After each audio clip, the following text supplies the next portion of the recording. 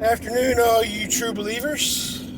It is 1:50, Tuesday, May the 11th. Today's subject is forces of nature and choosing the path of least resistance.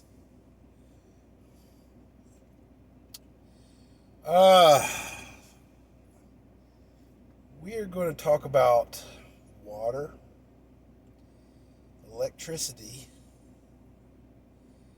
and mobs or riots. Water has been labeled a force of nature, or at least moving water is. Moving water can generate electricity. It can carve canyons. It can crumble mountains. And it can bring about life. It is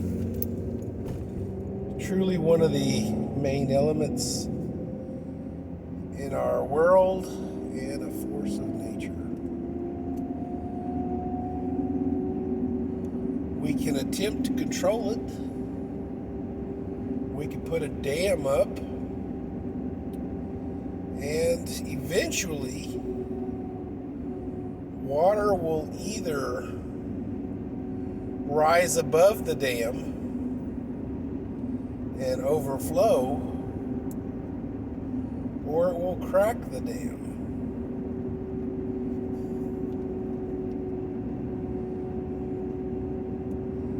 Choosing the path of least resistance, fighting water, moving water, is inevitably a losing ordeal, because of the sheer power that is behind the moving water. Choosing the path of least resistance is, instead of stopping the flow of water, we divert the flow of water. We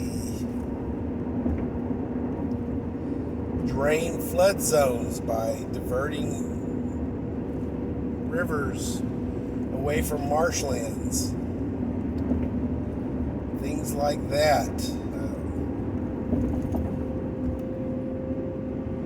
In an effort to stop Houston from flooding, we built the Addicks Reservoir and a dam structure.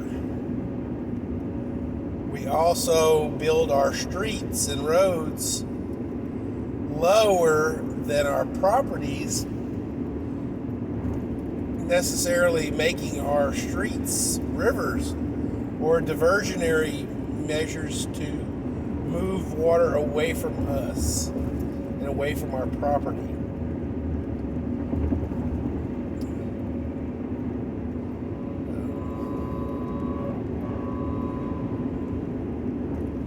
That is how we attempt to control water or moving water.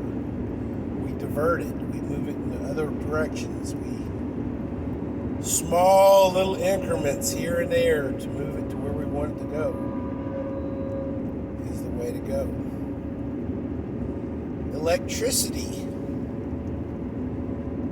much the same way, can build up in a coil or a cloud in the atmosphere until it reaches a specific amperage, in which the electricity can overcome the resistance that is air and move to ground.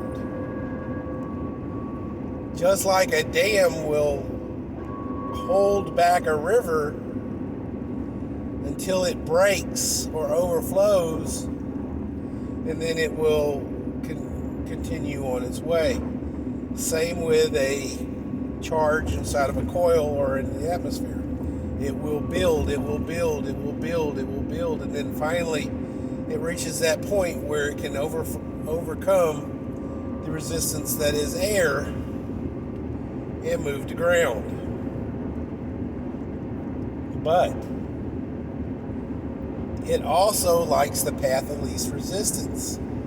It can flow all the way through air from somewhere up in the atmosphere and take an emergency detour and strike a person 6 feet from the ground in order to get to the ground, because it is easier for that voltage to go through a person or a tree or a grounding rod, lightning rod, to get to that ground. Path of least resistance. The lightning will actually divert itself at the last second and hit a person, lightning rod, tree, things of that nature. Yes, trees will conduct voltage because there's moisture inside of them at the amperage that the electricity can move through air. Bada bing, bada boom. Mob mentality. Okay, just the other day in Plano, Texas, there was an altercation. A medium-sized group, looked to be about 20 people-ish, were in the middle of an intersection on a freeway off-ramp,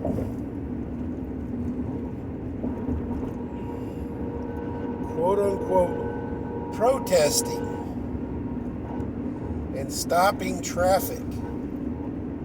Literally, there was like a crazy backup behind this altercation. Now,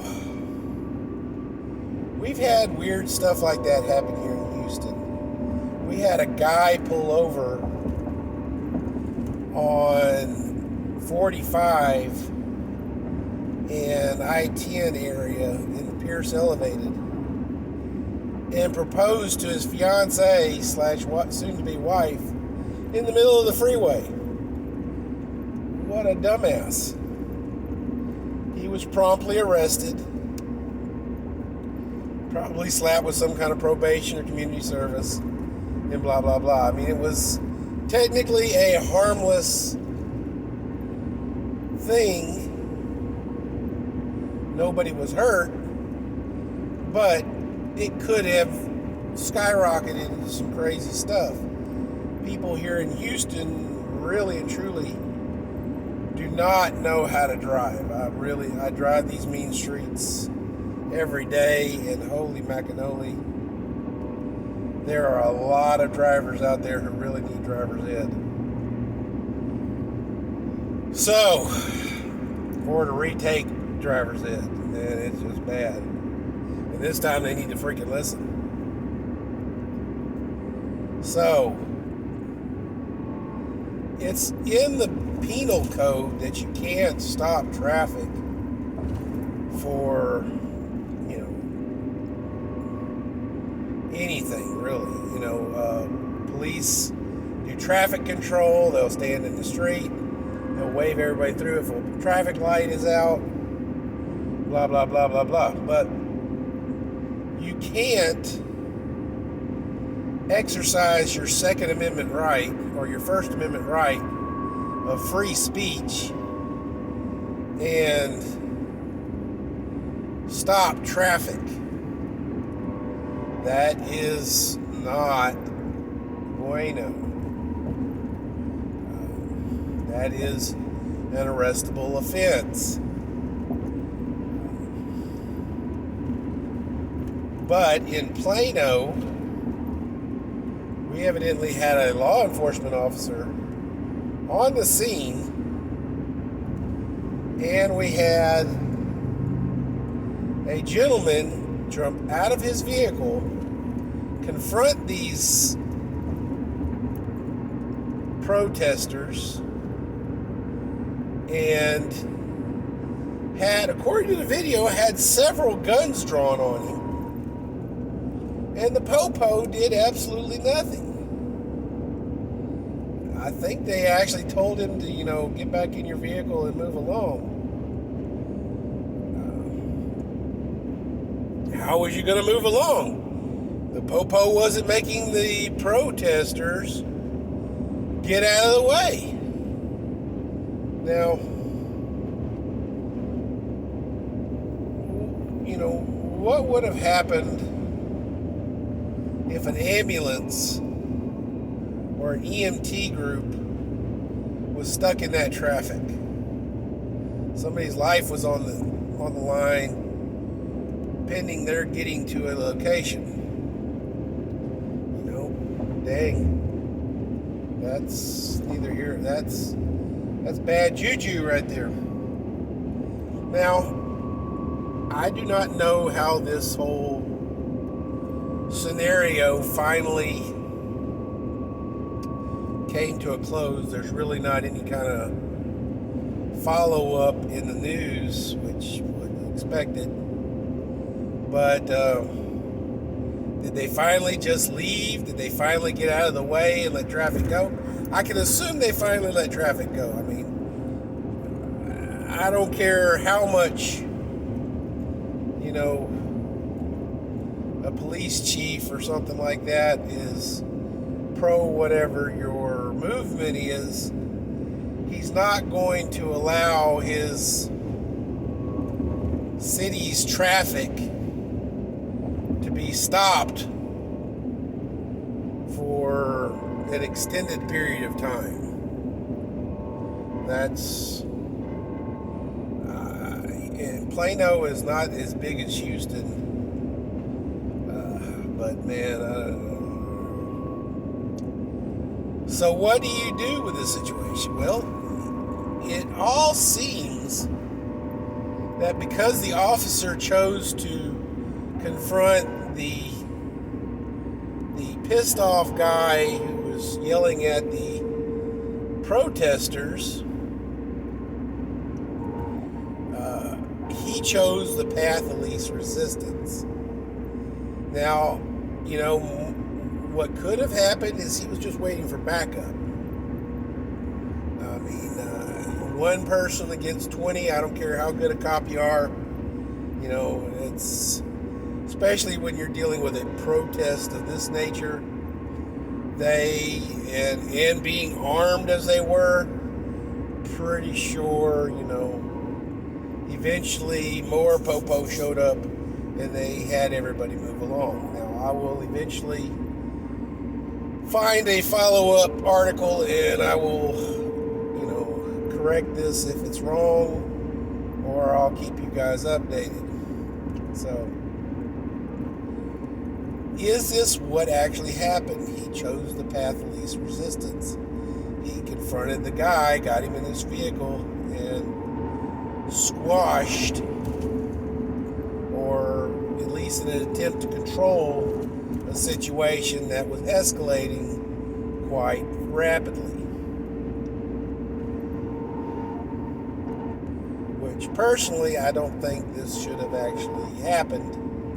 He should have probably squished this incident fairly quickly. I mean, but what could have happened is this could be kind of like a flash mob that all of a sudden showed up, and he was the first officer on the scene.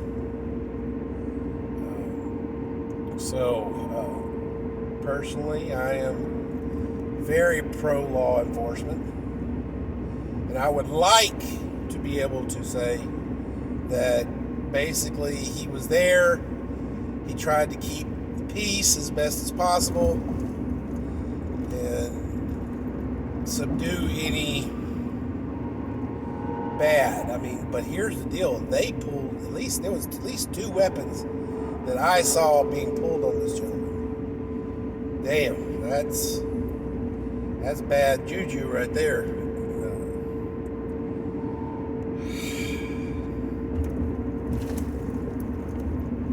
Path of least resistance, guys. Same situation with the mask and the vaccine and stuff like that. You will see some people want to just get it done. Wants to return to normal. Path of least resistance. I'm going to go ahead and wear a mask. Blah, blah, blah, blah, blah. Path of least resistance. Okay, well, I'll go get a vaccine. You know, I go get my flu shot every year, so, you know, hey, it's not a big deal. I'll go get whatever this vaccine is. Path of least resistance, guys. We are the powers that be have figured out that small shifts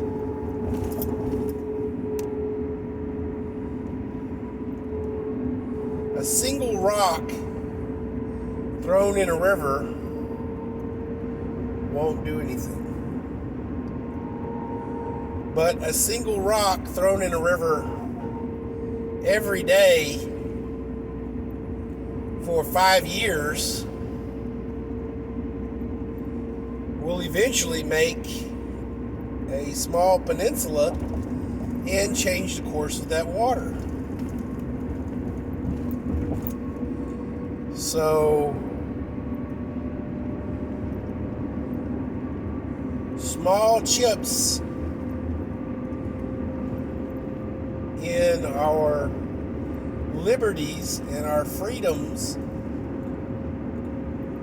in the name of path of least resistance is the name of the game. Unfortunately, a lot of us are not path of least resistance kind of persons. We are bulls in china closets. We choose to face the hazards head on, to meet force with force instead of subtle increments. But unfortunately, a lot of us, because one pebble at a time, it's moved so slowly that now we don't have time to throw one pebble in at a time to change the flow back to where it was. We have to break the dam. We have to overflow the pot. We have to reach the amperage to defeat the resistance that is air to make it to ground.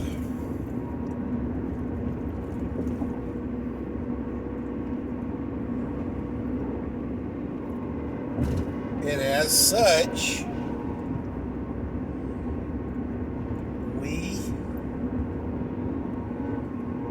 must become a force of nature. We must see the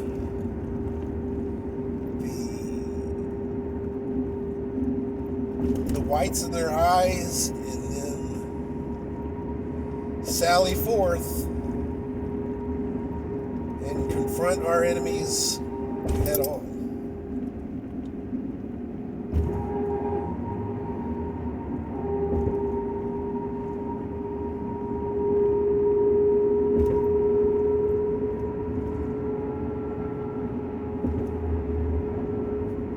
Path of least resistance, guys.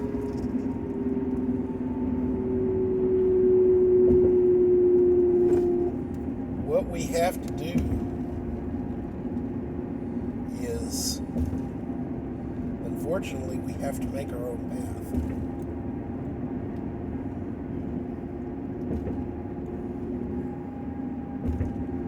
We must crack the dam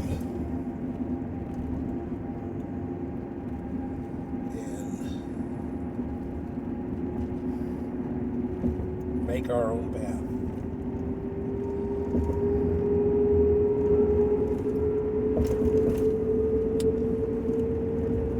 Guys, I hope this wasn't lost on anybody. We're at 21 minutes, so I'm going to go ahead and end it here. Y'all stay frosty, and I'll catch you on the flip side.